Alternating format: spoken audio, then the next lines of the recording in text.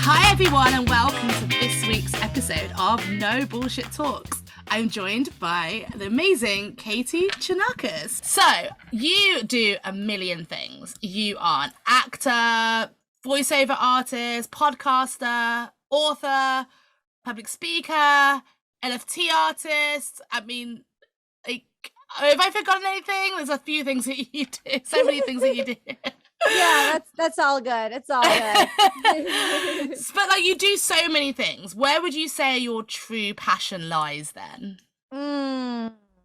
Good question. First of all, thank you so much for having me. The person tuning in to the audio video, thank you for honoring and being here. We can only focus on one thing at a time. So I really acknowledge that we're here in this moment together. It's really, cool. My passion lies in inspiration and language, right? So that language can be on a canvas. The language can be in poetry. The language can be in the art of communication. The language can be in scripts that I receive as an actor, comedy, drama, and voiceovers that I do. So it's all about the words and how we can make it come to life, right? And as storytellers and as actors, as humanitarians. And so, I like to work and create from my vessel being open, and it's a practice to learn for that, my vessel to be open. So I'm filled with that inspiration so I can outpour it and be a ripple effect for humanity. That's my number one purpose and goal with everything I do. And when I'm going in, that's my intention. My intention is that to birth, it's not the outcome. It's along the way, and maybe we'll get into it, holding hands and outsourcing and connecting with other humans to make those intentional visions come to life and to conclude those quote unquote expectations. But for me, it's about birthing and creating those. That's the seed of it. Amazing. And where did it start though? Like, what, when you were a kid, I'm guessing when you were a kid and someone asked you, what do you want to be when you grow up? That was not the answer that you gave. So I want to know how you got on this journey. What did you want to do when you were a kid, and how did you get to where you are now? Yeah, I remember when I was a kid, I wanted to move to Hollywood. I wanted the glitz, the glam, the colors. Like, what attracted me was like the shiny things, the glitz, the glam, like the colors, like the red carpet, the royalty, the dresses, the awards. Although I would watch the awards, it wasn't like, oh, I need to win an Oscar. That wasn't like my intention. Although, like, yeah, it'd be cool to have one, Yeah. But I remember being 12, right? I remember being 12, and I wrote my first piece called The Oddball. And I was at school and I felt like the oddball. I was the oddball out. I felt like the oddball. I wrote a piece called The Oddball. And it was that intuitive language, which I didn't know then, intuitive language. I didn't know that little voice inside, but I knew I listened to it, and it was ancient wisdom, and it was a calling to listen. And I followed that no matter what anyone said. I was an observer. I didn't know the word empathy, empath. I didn't know the word HSP, or the acronym highly sensitive persons. 16 to 20% of the population are HSPs, but I knew I was watching and observing, right? And I'm an actor and an artist. So, and just being a human, just to be observing what other people are doing, what they were saying, what they weren't saying, their mannerisms, right? I didn't know I was doing, I was following this, listening, but now reflecting back, I was what they didn't say, the tone, how they said something, right? Language, like the words, the vibrations, oh, I have to, or oh, I get to. Those are very different, right? So being that acutely aware, right? I always had those sensibilities when I was a kid. So I read poetry. I loved, Maya Angelou and Socrates and Plato and Aristotle. And being Greek, I was around, fantasies and those, worlds of the underworld, and all these gods and goddesses. And I'm named after the saint Kyriaki. I'm after my yaya, my best friend, who's 92.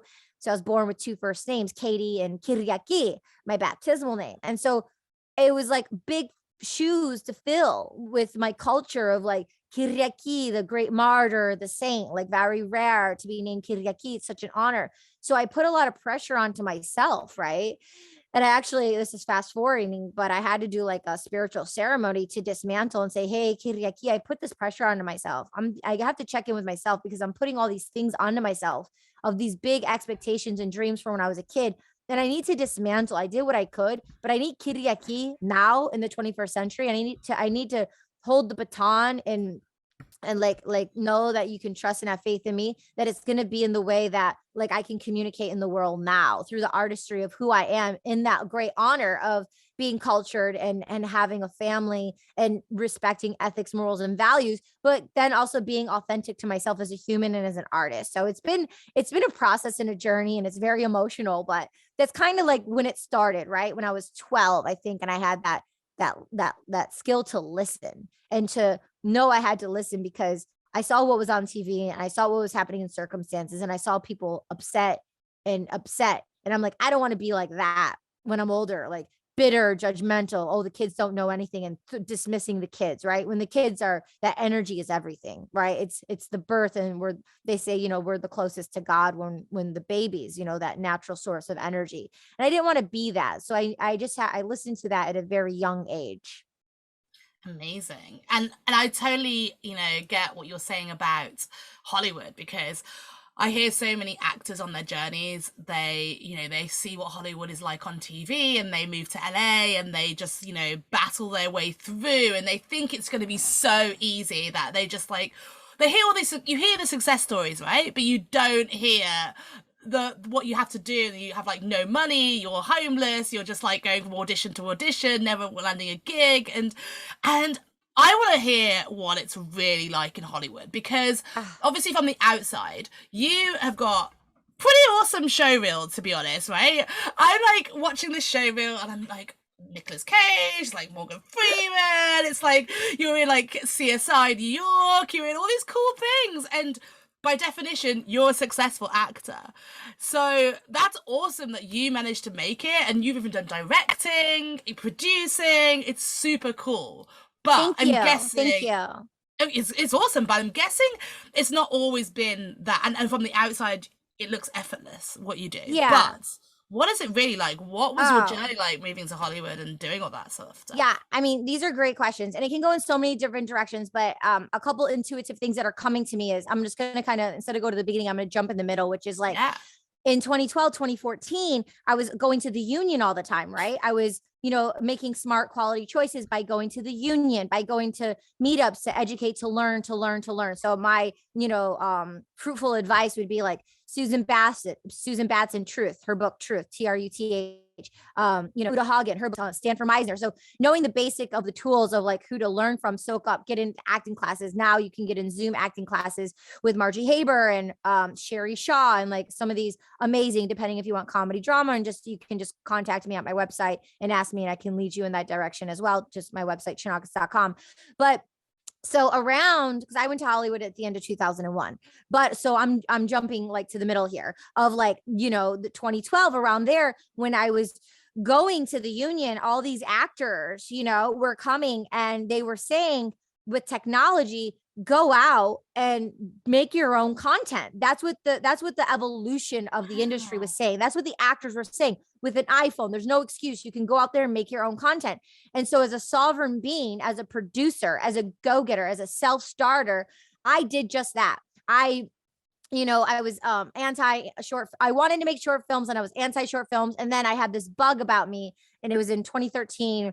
And I went out. It was the end of 2013, making the plan to do it. And then at the beginning of 2014, I made through the union, I made a short film, Red Egg. And then after I made Red Egg, I did #selfie. I took that short film, I put it in film festivals. It won awards. I won like best director, things of that nature. And then with the involvement, and I own the IP of the content, then I made it, because like shorts were becoming very popular, like short content, 2-3 minutes. So I took that short film, and then it was a dramedy, and I made it into a 6-part series, #selfie, and I made it into like 6 episodes as for like a mini arc of a show.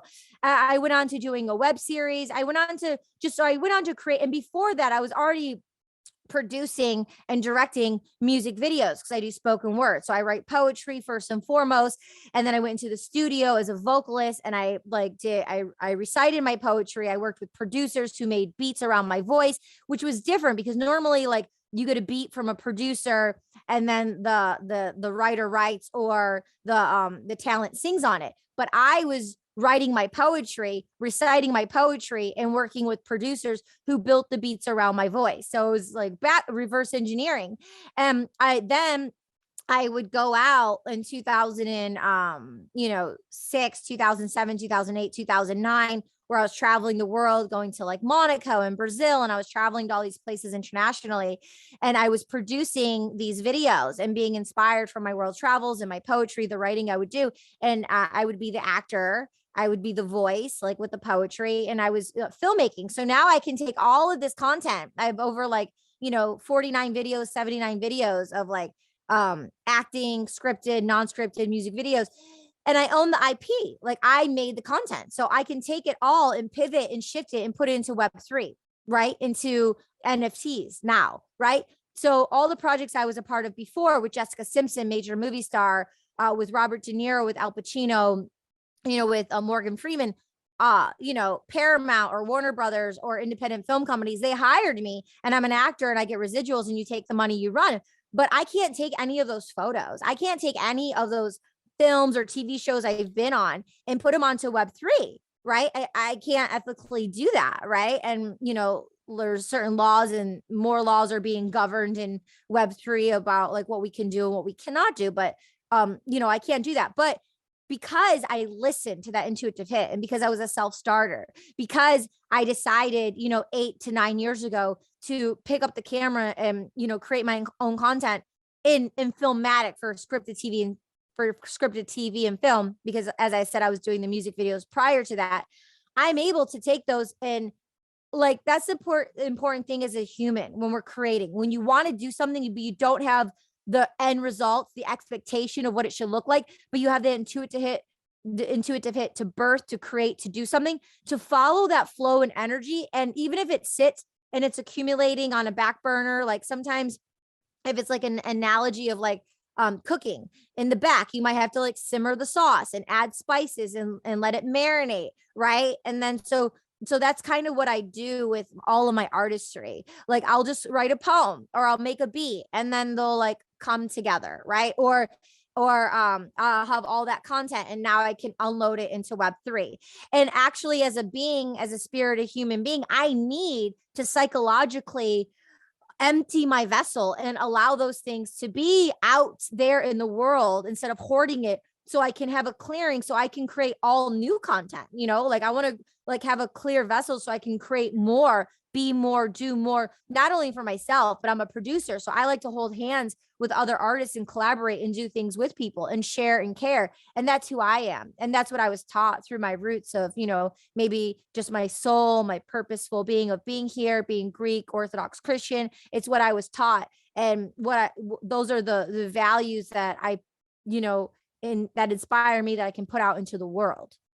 That's incredible. And I mean, I've never heard that before, that actors are being told to make their own content to get out there. That's incredible. And I can't believe that 10 years ago you went out and did that, because content creation now is such a thing. Like, that is an actual job. That is a well sought after job, right? There are people out there, that's what they want. There's kids in school who say, I want to be a content creator when I grow up. It's now an aspiring job to have. Yeah. But 10 years ago, it wasn't even a thing. So the fact that you were able to get ahead of the game, and like you said, now utilize Web3, and you are so ahead of the game, which we're going to come on to in a minute, but I want to kind of go back to that Hollywood thing, because you went to Hollywood, you said in 2001. End of 2001. So that's like 10 more years of, being an actor, obviously going to endless auditions. You weren't creating your own content. And I feel like, there were some people listening to this now probably thinking, great, I want to be an actor. I would love to be in Hollywood. And I'm going to listen to this to get inspired of how I can possibly do this. And they're probably thinking, oh, that sounds like my absolute worst nightmare. I wouldn't know where to start to create my own content, because that is a problem. Like, even, you know, entrepreneurs these days, everyone's saying, you've got to get on TikTok, you've got to get on Instagram, you've got to put out there your own personal brand. They're like, but what do I even post? Like, it's consistently a thing. Yeah. So, like, the thought of creating your own content probably scares the bejesus out of people. So how did you do it in the traditional way? Because, like I said, you landed yourself on some pretty cool films and TV shows. So, like, what did your journey look like to get those roles, and what advice do you have to budding actors who want to do the same thing? Yeah, well, this is kind of a two-part question. So I want to address the people who say, "Oh, I want to start now where I don't know where to go to." And that was 10 years ago, and it changes. So now the important thing to do is to understand what I just shared with you. And what I'm telling you now is the agent gets 10% if you're union, 15, 20% if you're non-union, right? So it depends if you're a union or non-union actor. If you're just getting started, you're non-union, right? So they're going to get like, 15, 20%. So you need representation, and it's really good to have representation. And there's like different tiers of representation. So you want to make sure, like, not Craigslist, not like weird things, but your agent is getting you the relationships, and they have the relationships. And there's a system to Hollywood, and there's a respect of the systems, because everyone plays their part. Like, although I could talk to the casting director directly, or I could talk to the producer or director, or go to IMDb, right? IMDb is a great tool. You can do 30 days free. You can look up who's who, your favorite actors, your favorite shows. You can see who's casting what, who's directing what, who's producing what. And that's what I did from day one, which is still relevant for today. So you can do a 33-day trial. You can, and then pay for it. It's like, I don't know, like, it's not very expensive. And then that's your greatest resource tool. So when you meet a casting director or a producer or director, you can, and they say what they're doing, you look them up. You're like, I used to get these business cards back in the day when I used to go out to network at an event. I'd come home with like 50 stacks of business cards, and I would look everyone up, and I would say, okay, cool. These people are like not who they say they are. You throw them away. They're duds. Then, oh, these people are doing like C-level projects that don't align with kind of my vibes of, what I like. So knowing yourself, like, are you a mental health advocate? Are you into LGBTQA plus communities? Like, what kind, do you want to do comedy? Do you want to do drama? Do you want to do TV? Do you want to do film? Do you want to do animation? Right. So I'm answering both questions in one now. So you check in with yourself and those things. And when you're doing those, you can look up those TV shows. You can look up those projects. You can watch all those shows. You can get a hold of scripts and read those scripts. And then that can lift you to, getting a $5 tripod with your iPhone. And then, once a day, or, once a week, picking Mrs. Maisel. I like comedy. People say I'm like a walking, talking Mrs. Maisel. So for me specifically, what if I watch Mrs. Maisel? I know the show. I know the directors. I know the producers. I know the actors. I pick out some scenes that I think are very funny, and I choose one, and I choose the scene. And if you can't get it online, which you can Google, and you can like get scripts online for free for TV shows and movies, and or pay for it, or get involved in communities that I'll share with you in a second, that you can have scripts like Actors Connection, actorsconnection.com. You're in their database. They have so many scripts for actors, for TV, film. So it's like, oh, I don't know where to get started. Fine. If you're a writer, you want to write something yourself. Cool. That's okay. And I do that. Also, sometimes you just wanted to be the actor, and even though you can direct, even though you can write, it's great to take materials that are already out there, especially materials that are already on network TV. If that's where you want to be, a network show or a film that's already been made, just recycle it. It's be simple, and like, get that script for Mrs. Maisel and make a dedication for 1 week. I'm going to work on this. Okay, I'm going to do it. Then I'm going to learn the lines. I'm going to be off book. I'm going to make my choices. And then maybe it's done, or like, you want to work on it some more. So then you work on it a second week, a third week, a fourth week. And so you make a 1 month commitment to work on this one scene. And that's what you do. Right. And that's how you can start. Educate, read, IMDb. You can coach with me. I do coaching. So you can just email me and sign up for some coaching, and do like a monthly strategy plan, a 3-month plan, a 6-month plan, of all the information I just told you, but actually apply it. And it doesn't have to be like the best camera, or just use what you have. If you have a laptop, you can go to like photo booth or whatever, and just record yourself. And your mind is a tool. So to it's a skill, right? When I'm getting a script, I could get 12 pages, I could get 6 pages, 12 or 24, and I might need to know it the next day, right? So to have the tool to develop the mind to be off book, right? So that's another thing when like, that's like a whole nother area of them being on IMDb and looking at the different agencies and the different agents, and are they bigger or boutique? You want to be with, if you're just getting started, you want to be probably with the boutique agency. So it's reciprocal energy where people are like developing, right? Like a huge agency, CAA or whatever. If you're just getting started, like they're doing package deals or like in a whole nother stratosphere. So for you to get the attention and the energy that you want, definitely jump into some Zoom acting classes, do some one-on-one coachings, read those books, soak it up. It can be educational of like watching the shows, and same thing if it's voiceover, like knowing the casting directors, the directors, the producers, and so watching all the shows and the movies. And then now, because of technology, when you're on IMDb Pro, their emails are there. Like, but you don't want, it's easy to like write and say, hey, how are you? I'm a big fan of your show. Cool. But to actually like then do the work, because you have one chance to make a first impression, right? So if you're working on this Mrs. Maisel script or doing this amazing animation voiceover and you have like a reel, right? And you're like, I've watched all your shows, but then you're sending an email like, hey, and they don't like to click on links. So if it's if you say, hey, like, here's my website, and then it's on your website, but they don't like to download things, right? But it's when you're sending an email. But if you're like, here's like an unlisted link of like a Mrs. Maisel comedy thing that I did, and you're contacting like Judd Apatow, right, for comedy, let's just as an example, then you can show them your work. But that's one thing. You can direct market that way and directly contact these people. Like I said initially, there is a system to Hollywood. The best thing protocol is, having an agent who can pitch you for projects, because they see all the projects, and the casting directors, they feel more comfortable working with the agents and the managers, and then the producers and the people who have these networking opportunities. So you can also network and meet people, and that's a whole nother conversation. But you want to kind of be a part of the system, and also be a sovereign being, because as a union actor, my agent and manager get 10%. So I'm out there talking to people. I'm out there making connections with casting directors and producers and directors, and I probably could do it even more, right?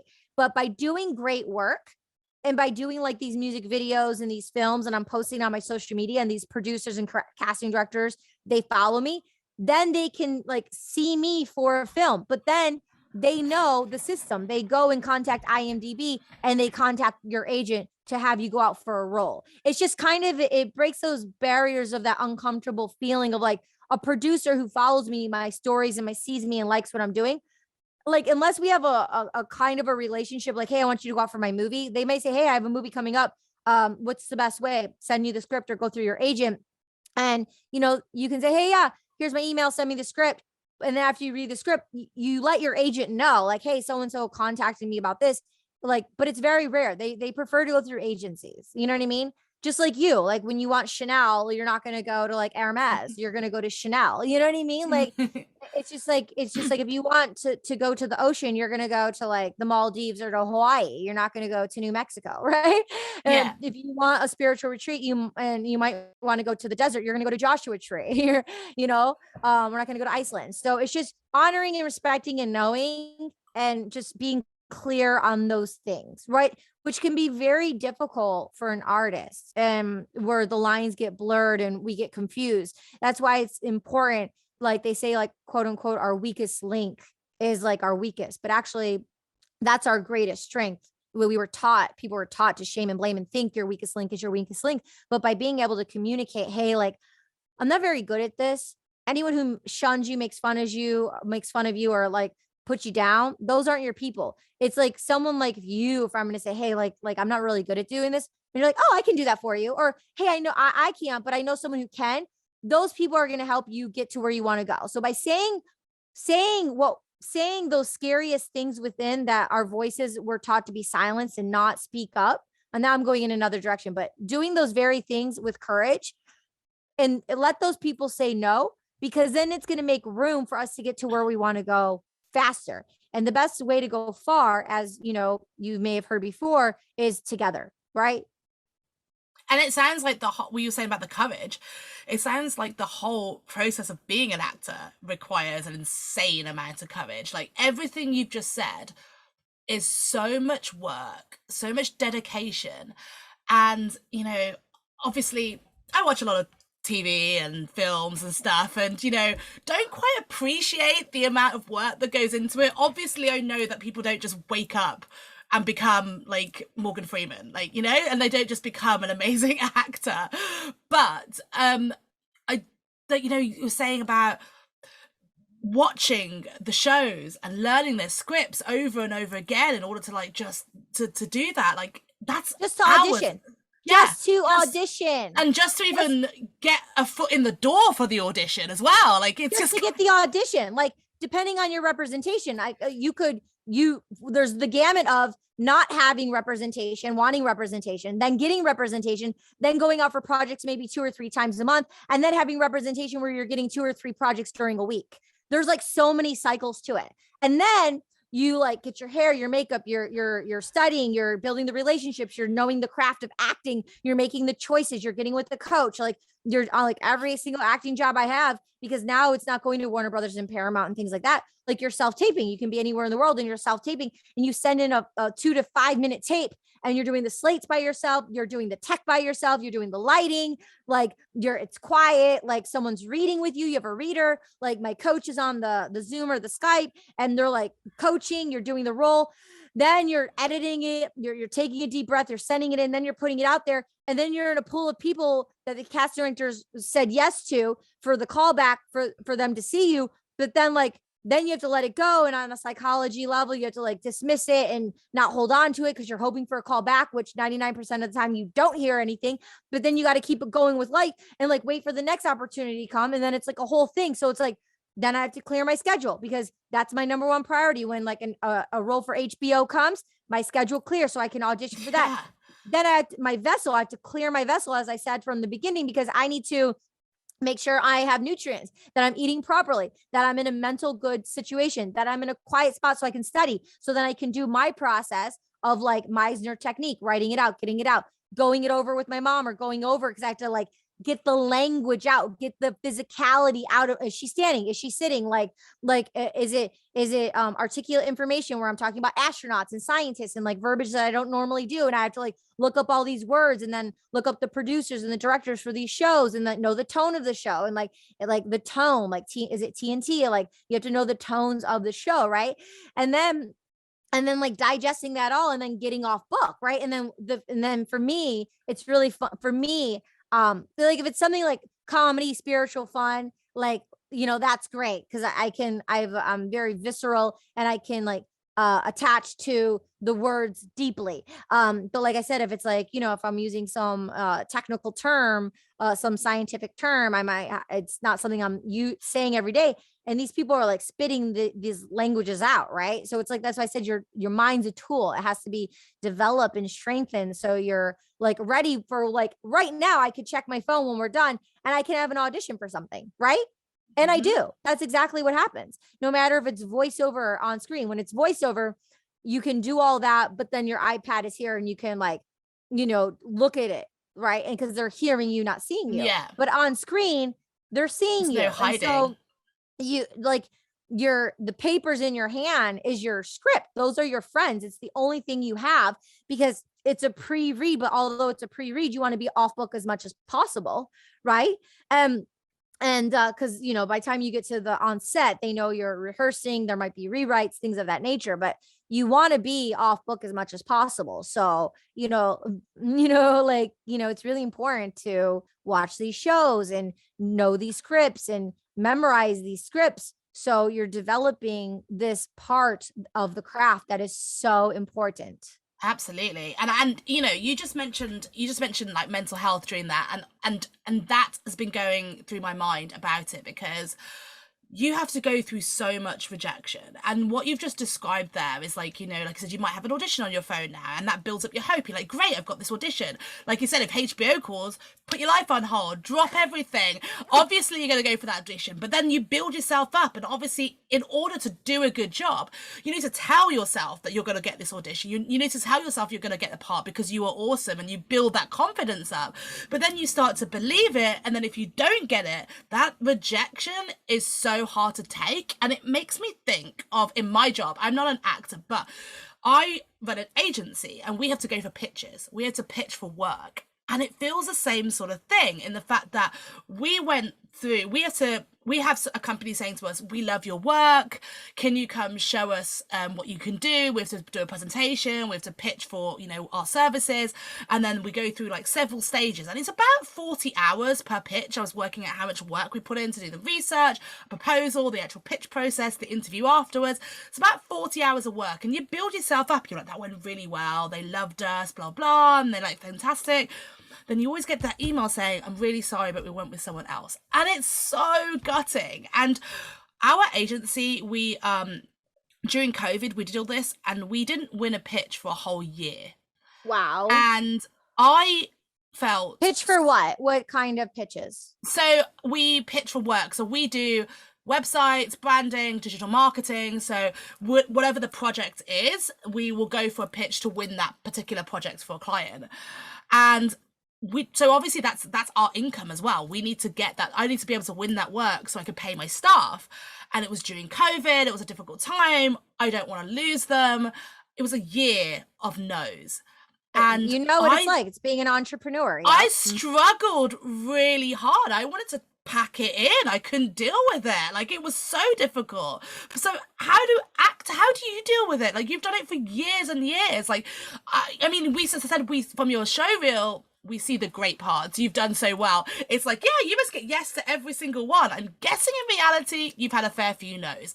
How do you deal with that build up of, oh my God, there's an amazing opportunity, and then you hear that no? Like, how do you deal with it? Like, with a mental health level, like, it must be so hard.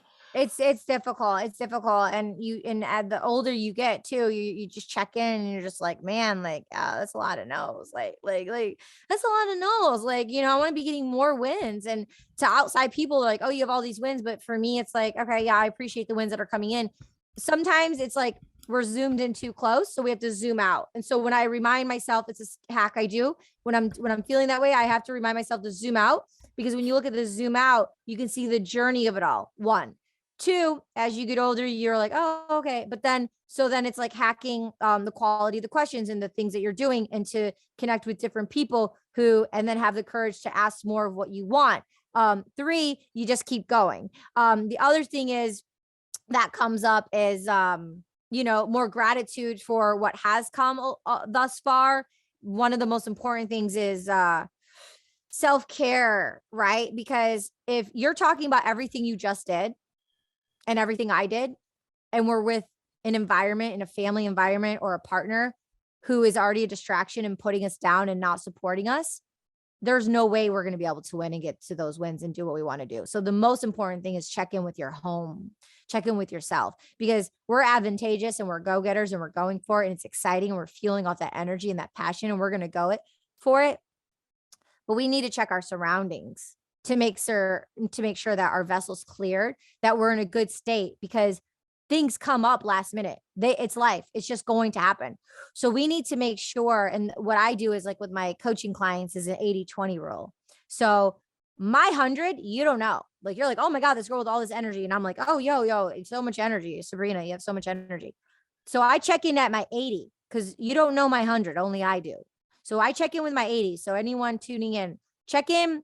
When you're doing a project or on a call or doing anything, check in at your 80. And when you're at your 80, am I having fun? Do I want to keep going? Is this feeding me? Cool. Or, okay, I'm at my 80. Let them think this is my 100. I got to go home. Oh, I'm done. I got to go. And then you allow and leave that 20%, even if you have nothing going on, you leave it for the unknown, for the 60 to 70,000 thoughts per day, right? According to Dr. Joe Dispenza, we leave those thoughts for the unknown to clear, like clouds that come and go, to leave that space for the nothingness, for the infinite gifts of nothingness, of the space in between, I call it. You might take a bath. You might call your mom. You might call a partner. You might have sex. You might do whatever, feed your dog, go for a walk, cry, sleep, whatever you want to do. Just leave that 20% for self, for our vessel, for the unknown. instead of grinding to that last 99% or that 101% and grinding it and having the burnout thing that's been really big for the last X amount of years. So leaving that space for the unknown, not always filling it up. And if you're a scheduler type, which I am, I'll create space within my schedule. Like this 3 hours is for K, and I'll leave it for K, just so I have, like, for example, Mondays and Tuesdays, my assistant books me on nothing because I have voiceovers. My structure is I have voiceovers in the morning, the top fresh of my energy. I want all my voiceovers. Any clients that come, that's number one. Everything gets cleared. Acting comes, my whole schedule gets cleared until my deadline is done when it's submitted and uploaded for the acting role. My weekends are for me. And if I want to paint, poetry, talk business, whatever, that's my creative space for me to do whatever. My Mondays and Tuesdays, nothing is booked. I don't have anyone on my podcast. I don't do any podcast interviews. My podcast interviews are Wednesday through Fridays in the afternoon, period. That's when I interview people, and that's when I'm on people's show. So there's, even though it's all over the place, there's some structure. So I know for my vessel, after my playful weekend, I need to start my entrepreneurship in my life with putting myself first and the things that I want to do first before I can put myself out and honor other people. I need to honor and put myself out there first. So that's why Wednesday through Friday, I get to interact, exchange, blah, blah, blah, blah, blah. And I have the weekend to recover from that. I love that so much. Like, I've heard Pareto's law applied to so many things, but I've never heard it for that. And I think it's amazing. And you heard what law? Pareto's law, the 80-20 rule. Like, because so like the fact that you've got like 80-20 rule applies to a million different things, right? You could apply it to so many different things, but you've just done it to like your energy and, you know, saving that extra 20% for yourself, right? And I love that, you know, you need to put yourself first, because if you're not your best self, then how can you do anything for other people? And I think it's a incredible thing that you just told me. But I want to kind of circle back to something you mentioned earlier, because Web3 is huge. NFTs are buzzwords at the moment. It's controversial. Some people hate them, some people love them, most people don't understand them. So it's something that I think everyone needs to address. I think Web 3.0 is here to stay. I think it's something that everyone needs to accept. People didn't think Web 2 was going to be here, like, and social media has now taken over the world. So, you know, these things have a thing about picking up. So, but you've said about content, all the content you've created, you're now turning it into NFTs. And I want to hear about this. Like, what made you come up with this? And for all the other content creators out there right now, because there were so many of them that are struggling, and, you know, and there's lots of people who are thinking about dabbling in NFTs, but they have no idea where to start. They still don't even understand it. And because of such negative press associated with it, there were so many people like, I don't want to start an NFT. People are going to call me a scammer. And it's like a whole thing. So how is your journey going with it? Like, what is your experience, and what is your advice for those who want to kind of dabble in it? Oh yeah, it's so exciting. It's such good energy. Anything bad that you've heard, if you haven't heard anything bad, don't read into it. But any bad thing you've heard, just dismiss it. Don't attach to it. Because the more you feel that energy, it's going to make it grow. So just dismantle all of it first and foremost. It's all about the heart of the community and intentional people and creating a new ecosystem of our new world that we all want. It's about being a sovereign being, and everyone can be it. You don't even have to be an artist, like everyone. And it's where it's going. I remember real quick, I was talking to a publisher, about 2 months ago, and she was in corporate office when Web 1 came, and she said, I remember the energy of the back and forth and the uproar of whatever was happening. And they just thought it was a fad. And look what happened to the Web 1, the introduction of the internet, right? And then, like you said, Web 2 is TikTok, Instagram, Facebook, all of that. And then it's people scraping and collecting our data, and then they making the money, and them following us, and us not knowing that information. So, and that's not okay. Right. And so, and us not being paid monies, for our work. So Web3 is on the blockchain, and it's the blockchain technology where everything is transparent, right? Which could be scary to people who are hiding things. It could be scary to people who, are very private, who don't want their stuff out there, right? But also it's very ethical in a way. And when we come into the world to create, we were taught, hiding, shaming, blaming, business systems, things of that nature. Those were all taught, right, by man. Those were man-made or whatever, human-made. Those were made. When we come into the world, we're here to birth and create, right? And so as creators, we can create and put things onto Web3 and make NFTs. And the NFT, a non-fungible token, right, isn't just the JPEG, isn't just the image. It can also be audio, an MP3. It also can be an MP4, which is like a video with audio, right? So this could be an NFT where it's like audio and a visceral video of us right now. But it's not just those components. It's the utility that comes behind that NFT. So I'm a one of one artist, right? So I'm a one of one artist, and then you have collectives of artists too. And so I'm talking right now majority to a one of one artist who's a sovereign being by themselves. And we're very independent, and it's a lot, right? So it's one step at a time. It's who I am, right? So I'm a mental health advocate. I'm a producer. I like to hold space for other artists, for other humans on a humanitarian level. It's kind of like the GoFundMe, where it's like you have a GoFundMe up and there are people who you don't even know. You reach out to your community, but then there's the GoFundMe of people who want to help people, who have tax write-offs and just money to spare. And these people could be helping your GoFundMe project because they're liking your mission. So knowing who I am, knowing my mission of who I am as an artist, as a creator, and then creating an NFT, and then the people investing in that NFT are going to be the people who like me as an individual. And, there's the Expert Secrets, this famous book, and you don't need a macro of 1 million fans. You need 1,000 fans. So 1,000, and then 1,000 is good, but that might even be enough. But let's just start with like 10, right? Let's start with 100. Let's start with the 10 people. I'm going to get 10 people who are my ride or die, who like all my posts. If I have merch, they're going to buy it. If I have a book, they're going to buy it. If I make a painting, they're going to buy it, right? They're going to support me because they like me. So growing that as a one of one artist first, having that NFT, and then they're a part of your community. They're a part of your community. And then you offer things. So example, like for me, I could do like a Zoom once a month. And if you own that NFT, then you get to have a group Zoom with me once a month.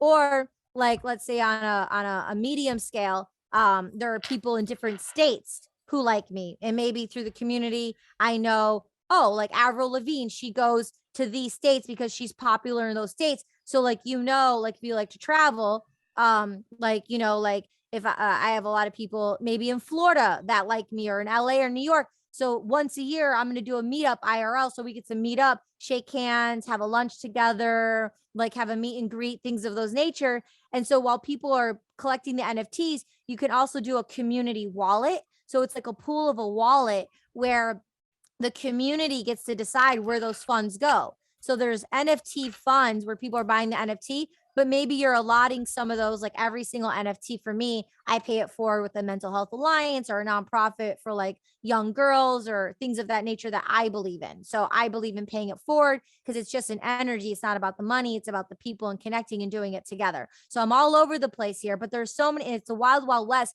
There's so many things you can do with those utilities. People who are listening who may have courses, right? They have like courses that they sell. They do like yoga courses, maybe offerings of that. So they could have their courses as NFTs, and it doesn't have to be one person owning that NFT. It can be fractionalized like the Bitcoin, where like more people can own like one Bitcoin. So you can make your NFT where it's like multiple people. Like, let's say they're on the cusp of it now, cool, but maybe 5 years from now, they can be a part of that NFT. And so being a part of the community and the NFTs, right? As the community, you get to have like DAOs, decentralized organizations. You get to have like people communicating like the ethos of the overall brand. Like if I'm, for example, doing something, I can ask my community, hey, like I'm thinking about going to Arizona or to New York, or hey, I'm thinking about taking these allotted funds, and putting it here.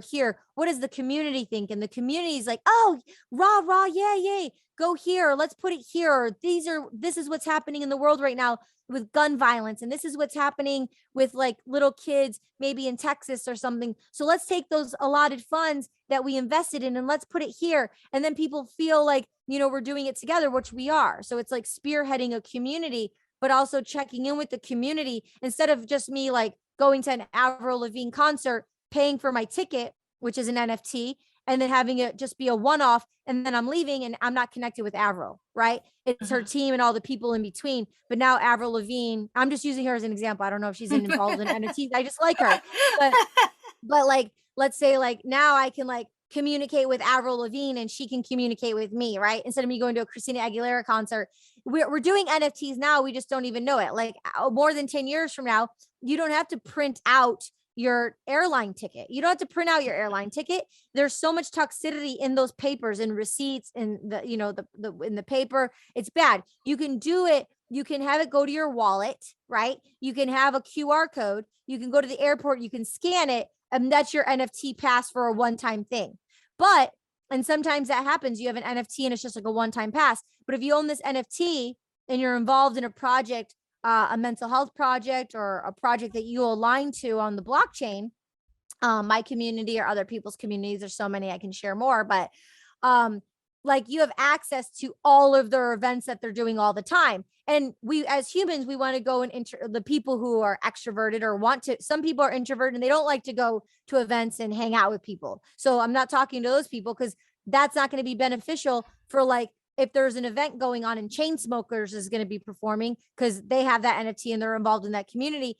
Like if you want to do that, you can do that. And there's always events going on like in New York, LA, like maybe yacht trips. So it depends what you're into. Or if you're not an extroverted person wanting to go to like the real IRL meetups, you know, there's merch lines. So you might be in like wearing some merch. I have my own merch. But if you're not interested in the meetups and you're not interested in the merch, those are just some perks.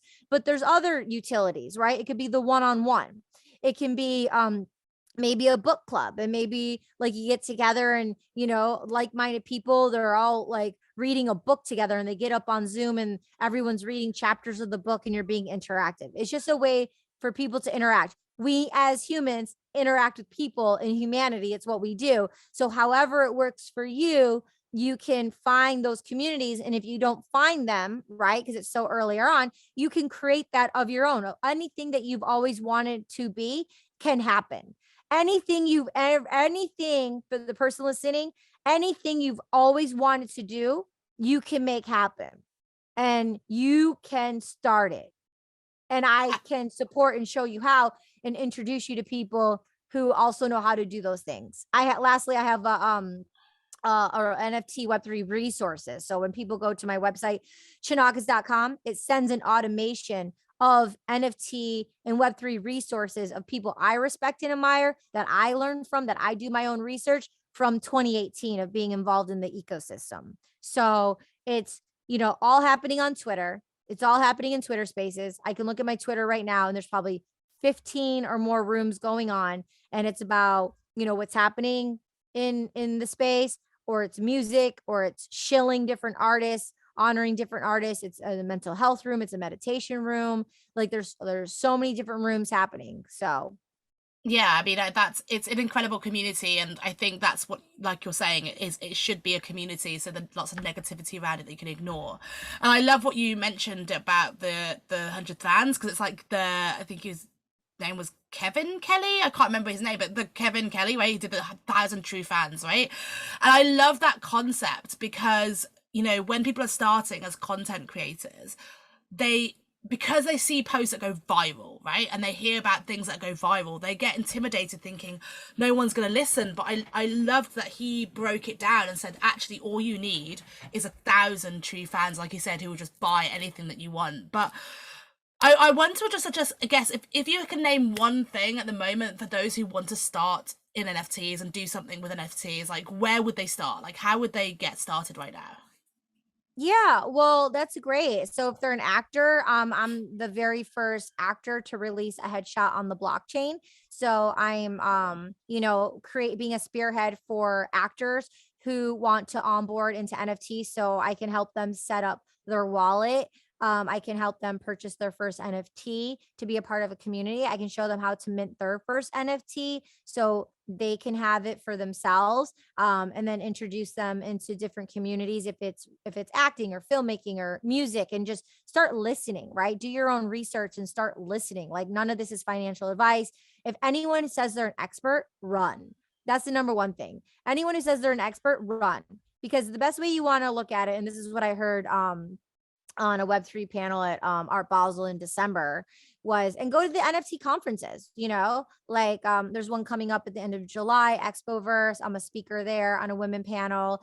I'm speaking in Austin next week at NFT Connect. There's 3 NFT conferences going on, Consensus. So when you know the community, and on my Web3 resources has a lot of these people in the community, you want to listen to the people who've been around, right? You want to be around the people who are transparent and who are saying, like, I effed up, or like, this effed up thing happened. Like, it's not gatekeeping, it's sharing, like, this was my success and this is how I got there. And then allowing someone to like go and do that, or like, this is where I messed up, or this didn't work. So the best way to think about it is, like, we're going to be on the iPhone 14, right?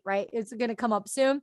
So think of Web3 as like the iPhone 3, right? So it's like these systems and tech and innovators and creators doing things to work, and then they fall and they crash. And then there's the builders. It's called a bear market right now. So people are building, and we're building the ethics and the morals and the values and the ecosystems, and there's marketplaces and things. But the very best thing you can do is be a sovereign being, and you can be on different marketplaces, but you can, get involved with like Manifold XYZ, and you can build your own smart contract and have, the people go to your website, your current website, and have your smart contract there. So people are minting NFTs from your website, and then secondary can go to like an OpenSea or another marketplace. That's, I'm manifesting and creating my own smart contract. Friends of mine have their own smart contract, and you mint from their website, whatever you're minting, right? It can be anything.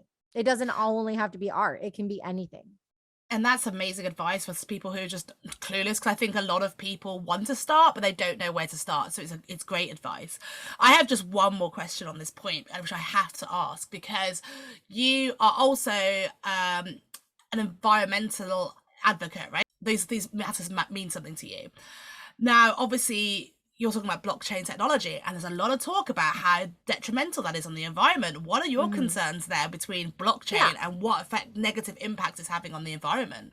Yeah, that can go in so many different directions, but basically, in a nutshell, for people who are keen on that, do your own research. But it's called clean NFTs, so people can read articles about clean NFTs. And Tezos is a great marketplace that people are doing for the carbon footprint. So Tezos is a great project, currency that you can do if you're really keen on that. And then you can read about clean NFTs. Perfect. So I'll put all that in the show notes, because I'm sure that some people will be concerned about that and want to check it out. So that's amazing. I guess my final question, because you've told us so many amazing things that you're involved in at the moment, and like, you've achieved so much, and it's incredible. And like you said, your energy, you've just got so much to give.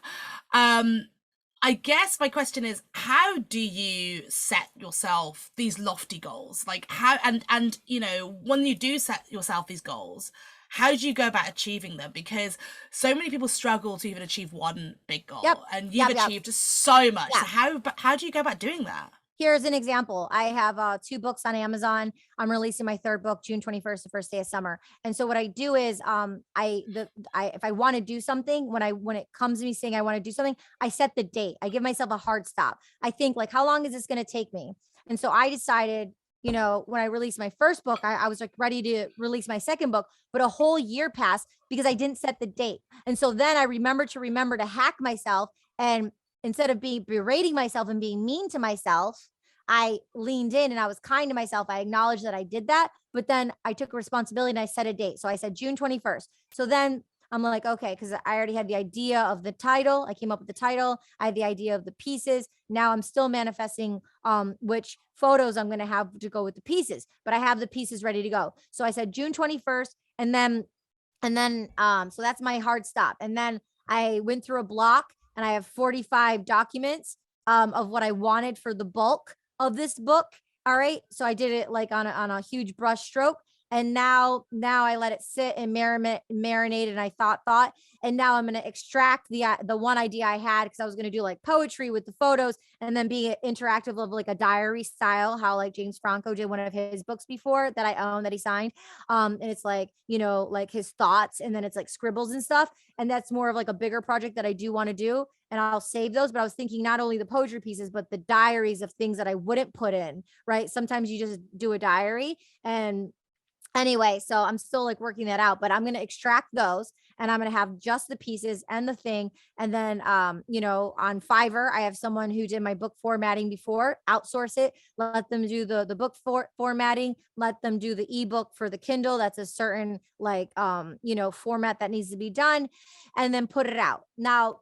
And then and then I'm a healthy communicator, and I talk about like, oh, my website. So pick up my book, A Lover's Fairy Tale. If I'm on a podcast, I went through a whole like podcast where I was on like 100 podcasts talking about that. And if people want to pick it up, they can go to my website, chonacas.com or loversfairytale.com. They can pick it up on Amazon. Well, they do that, they're going to see my second book, my mental health NFT selfie series that I released during Mental Health Awareness Month last month. I didn't promote and talk about that at all, but I am right now. So I'm healthy communicating, just talking about things. And then I'm going to have my third book, and I'm on podcasts, and I'll be talking about my book. But then when they go to Amazon, they'll see, oh, here's one book, here's the other books. So the important thing is setting a hard stop. And the other important thing is start messy. Like, I don't know what I'm going to do, but I have an idea to start messy. And then whatever doesn't work, just throw it to the wayside, and then just keep going with the flow. Because the thing, when I go to Austin or when I go to Santa Fe, like, I don't know everything that's going to happen. I know I'm a speaker in Austin. I know I have to go to Santa Fe because my managers, my agents there. I don't know all those things that I don't know, that have given me anxiety and worry. And frankly, I've been needing to go to Santa Fe for over a year, and I haven't gone because I'm only, you know, holding myself back from those psychological things that I don't know, that I haven't figured out yet. So what I'm doing is reminding myself to hack. So I just got a ticket. I'm going to go. I'm going to show up. I'm just going to be there. I'm just going to see the lay of the land and give myself the permission in that space, that 80-20 thing, just that 20% of the unknown. I'm going to give myself the space just to be in the moment of now, to see and feel. And then nature will take its course from there. Right. So those are some things to get started. Have a coach. 1000% have a coach. That I have, like, all the greats have a coach. Nicole Kidman, her coach is Susan Batson, you know, for over 18 years, who does her acting coach. Will Smith, Aaron Spizer's his coach. Like, all the greats have a coach. I have a coach for my voiceovers. I have a coach for my acting. I have a coach for my podcasting. I have coaches. So, you know, like, you can coach with me. It can be, you know, a coaching session that you do. And then I have clients who come back in 3 months. They're like, okay, so, because everyone works at their own speed. So what I could do in a day, maybe it's going to take someone 3 months. What you can do in, you know, a month, maybe it takes someone a year. So you need to just show up, have a coach, have a strategy, have a plan, then say, okay, I can do these things first, get those things done. These things are taking medium term. These things are taking long term. Have the overall outline, and then check back in with your coach a month later or 3 months later, and making sure you're feeding and nourishing and watering, planting the seed, and then nourishing and checking on it every day, and look at it as a garden, and check on it every day, check on it month to month, you know, and then you rake away the duds, and not have emotional attachment to it, right? Just know you're sowing all these seeds. Know you're going to have like a bunch of duds, and then you're going to nurture you're going to nurture all of them. And then you check in after a month, and you're like, yo, these are flourishing. Give attention to the things that are flourishing, that are making you feel good, that aren't pulling your energy, that's giving you the life force energy. I love that analogy is so cool. I love it. And that's some amazing advice. And I think that, you know, the bit about having a coach is so accurate, because everyone who's successful, like you said, has some kind of coach, and they're not doing it alone. So there's all this talk about self-made people, but in reality, no one is self-made. They have support. So I think that's incredible advice, and I think it says a lot, and it's something that I'm searching for at the moment, to have that valuable coach in my life. And I think it's just going to make a world of a difference once I do find that. So thank you so much. Well, I mean, yeah, we can talk. You can book a private session with me. We could do that. Absolutely. And I can hear you out and, you know, make a path for you and hold space for you to have your own path. And then you have those short-term, medium-term, long-term goals. The most important thing of why is this: you have your limiting beliefs, and so do I. And if I sit there with that weakest link or that limiting belief that keeps going over and over, like the train track, those 60 to 70,000 thoughts per day, and it keeps going over and over, it's energy. If I don't healthy communicate and write it out, so a lot of people journal or podcasting, you know, getting it out, it's very cathartic. But when you're getting that thought out to a coach, to a friend, sometimes like the closest people to you, they just want the best for you, and they're going to give you their limiting beliefs, and they're emotionally attached for you. So if it's a coach outside of your energetic stratosphere of your day to day, if you have a coach who you can tell that thought that keeps happening, they can pivot and shift the quality, and you're like, but in a gentle, graceful way without being hard on ourselves, right? So we have to get past our own limiting beliefs. And the only way we can do that, not the only, but the great ways to do that is to write it out, podcasting, but to share and communicate that, to get it out so it doesn't have power over us. Because that's what it is. It's like the beast within that overtakes us, and it's happening all in our mind, and no one else knows what's going on. And we can't go out and do all the things we want to do because we're trapped with this thing in our mind. So we have to get those thoughts out and healthy communicate those thoughts to psychologically release that energy. It's just energy. It's energy that's a thought that turns into form, that turns into matter. So those thoughts that are holding us back, it's that energy that's distracting us and getting in our way. So we have to make a clearing for that. That's why a lot of people meditate and have a clearing, so their mind is clear, so their soul and their vessel is clear. So having support systems, so we know how to clear ourselves. And there's so many free tools on there. Caroline Myss, MYSS, she's a mystic intuitive. And I don't know about over in England where you are, but there's a app called Overdrive, and you can download up to 30 audiobooks per month for free. And it's just educational stuff that you can just soak in and take in. That sounds amazing. I'll definitely check it out, and if it's, available in the UK, I'll put that in the show notes as well. You've provided some absolute gems today, so thank you so much. Yeah, sure. And just check with your local library, because that's who they have the partnership with. Overdrive is the local library. So check with your local library which apps they have for free education for audiobooks. That's amazing. And I think that's it. The fact that we've got such great access to knowledge these days is life-changing. I think that. Oh, and see if they have podcasts too, because then you can put your RSS feed on there and have your podcast maybe on there as well. Amazing advice for anyone who's listening has got a podcast. I love that. Thank you so much. So thanks for everything today, Katie. Because I'm sure there's so many people are going to have a million questions for you, whether it's about acting, whether it's about, goal setting, whether it's about NFTs, or whatever it is. What's the best way people can get in touch with you? Email me on my website. There's a contact form. So just email me there, or they can email me. It's just NFT Chonacas, my last name, CHONACS @gmail.com. Perfect. Amazing. I'll put all those details in the show notes as well. Thank you so much for today. And thank you everyone who's been listening. I hope you've enjoyed the show, and I will see you next week for another episode of No Bullshit Talks.